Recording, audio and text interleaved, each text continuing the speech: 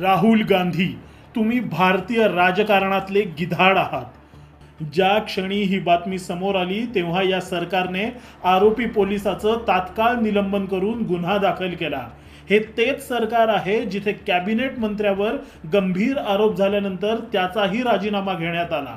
विपक्ष पाहत नाही, व्यक्ती पाहत नाही, राजकारण पाहत नाही।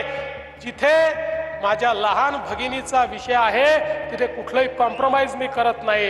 फलटण येथील महिला डॉक्टर आत्महत्या प्रकरणी तुम्ही ज्या पद्धतीने आरोप करत आहात ते पाहून तुम्हाला आमचे काही प्रश्न आहेत। बंगालमध्येही 2 वर्षांपूर्वी एका मुलीवर अत्याचार झाले, तिचा खून झाला।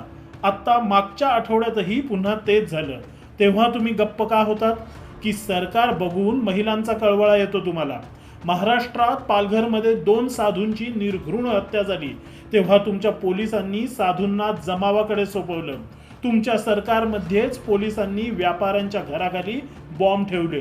तुमच्या सरकारमध्येच पोलिसांनी मुंबईत 100 कोटींच्या वसुलीचं रॅकेट चालवलं।